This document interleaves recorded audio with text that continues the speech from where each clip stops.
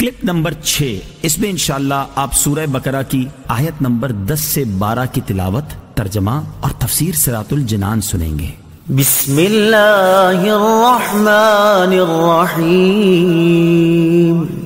ترجمہ: اللہ کے نام سے شروع جو نہایت مہربان رحمت والا ہے۔ فی قلوبہم مرض فزادہم اللہ مرضا ولہم عذاب علیم بما كانوا یکذبون۔ ترجمہ: ان کے دلوں میں بیماری ہے تو اللہ نے ان کی بیماری میں اور اضافہ کر دیا، اور ان کے لیے ان کے جھوٹ بولنے کی وجہ سے دردناک عذاب ہے۔ فی قلوبہم مرض، ان کے دلوں میں بیماری ہے۔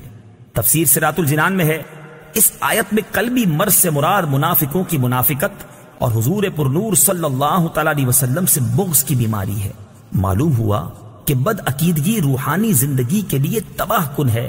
نیز حضور اقدس صلی اللہ تعالی علیہ وسلم کی عظمت و شان سے جلنے والا مریض القلب یعنی دل کا بیمار ہے۔ روحانی زندگی کے خطرناک امراض، جس طرح جسمانی امراض ہوتے ہیں اسی طرح کچھ باطنی امراض بھی ہوتے ہیں۔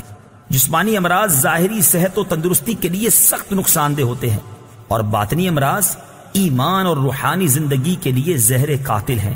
ان باطنی امراض میں سب سے بدتر تو عقیدے کی خرابی کا مرض ہے، اور اس کے علاوہ تکبر، حسد، کینہ اور ریاکاری وغیرہ بھی انتہائی برے مرض ہیں۔ ہر مسلمان کو چاہیے کہ باطنی امراض سے متعلق معلومات حاصل کر کے ان سے نجات حاصل کرنے کی کوشش کرے، اور اس کے لیے بطور خاص امام غزالی علیہ رحمت اللہ الوالی کی مشہور کتاب احیاء العلوم کی 3 جلد کا مطالعہ بہت مفید ہے۔ فزادہم اللہ مرضا، تو اللہ نے ان کی بیماری میں اور اضافہ کر دیا۔ تفسیر صراط الجنان میں ہے، مفسرین نے اس اضافے کی مختلف صورتیں بیان کی ہیں۔ ان میں سے 3 صورتیں عرض کرتا ہوں۔ نمبر 1، ریاست چھن جانے کی وجہ سے منافقوں کو بہت قلبی رنج پہنچا، اور وہ دن بدن حضور پرنور صلی اللہ تعالی علیہ وسلم کی ثابت قدمی اور غلبہ دیکھ کر حسد کی آگ میں جلنے لگے۔ تو جتنا نبی اکرم صلی اللہ تعالی علیہ وسلم کا غلبہ ہوتا گیا اور آپ صلی اللہ تعالی علیہ وسلم لوگوں میں مقبول ہوتے گئے، اتنا ہی اللہ تعالی نے منافقوں کے رنج و غم میں اضافہ کر دیا۔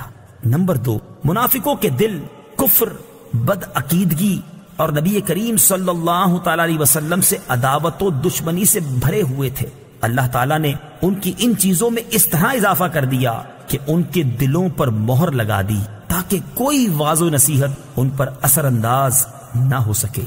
نمبر 3، جیسے جیسے شرعی احکام اور نزول وحی میں اضافہ ہوا اور مسلمانوں کی مدد و نصرت بڑھتی گئی، ویسے ویسے ان کا کفر بڑھتا گیا، بلکہ ان کا حال تو یہ تھا کہ کلمہ شہادت پڑھنا ان پر بہت دشوار تھا، اور اوپر سے عبادات میں اضافہ ہو گیا اور جرموں کی سزائیں بھی نازل ہو گئیں، جس کی وجہ سے یہ لوگ بہت بے چین ہو گئے۔ وَلَهُمْ عَذَابٌ أَلِيمٌ بِمَا كَانُوا يَكْذِبُونَ، اور ان کے لیے ان کے جھوٹ بولنے کی وجہ سے دردناک عذاب ہے، یعنی اللہ تعالیٰ اور آخرت پر ایمان لانے کا جھوٹا دعویٰ کرنے کی وجہ سے ان کے لیے جہنم کا دردناک عذاب ہے۔ وَإِذَا قِيلَ لَهُمْ لَا تُفْسِدُوا فِي الْأَرْضِ قَالُوا إِنَّمَا نَحْنُ مُصْلِحُونَ أَلَا إِنَّهُمْ هُمُ الْمُفْسِدُونَ وَلَكِنْ لَا يَشْعُرُونَ۔ ترجمہ: اور جب ان سے کہا جائے کہ زمین میں فساد نہ کرو تو کہتے ہیں ہم تو صرف اصلاح کرنے والے ہیں۔ سن لو، بے شک یہی لوگ فساد پھیلانے والے ہیں، مگر انہیں اس کا شعور نہیں۔ لا تفسدوا فی الارض، زمین میں فساد نہ پھیلاؤ۔ تفسیر صراط الجنان میں ہے، اس آیت اور اس کے بعد والی آیت میں ارشاد فرمایا کہ جب ایمان والوں کی طرف سے ان منافقوں کو کہا جائے کہ باطن میں کفر رکھ کر اور صحیح ایمان لانے میں پسو پیش کر کے زمین میں فساد نہ کرو، تو وہ کہتے ہیں کہ تم ہمیں اس طرح نہ کہو، کیونکہ ہمارا مقصد تو صرف اصلاح کرنا ہے۔ اے ایمان والو، تم جان لو کہ اپنی اسی روش پر قائم رہنے کی وجہ سے یہی لوگ فساد پھیلانے والے ہیں، مگر انہیں اس بات کا شعور نہیں کیونکہ ان میں وہ حس باقی نہیں رہی جس سے یہ اپنی اس خرابی کو پہچان سکیں۔ منافقوں کے طرز عمل سے یہ بھی واضح ہوا کہ عام فسادیوں سے بڑے فسادی وہ ہیں جو فساد پھیلائیں اور اسے اصلاح کا نام دیں۔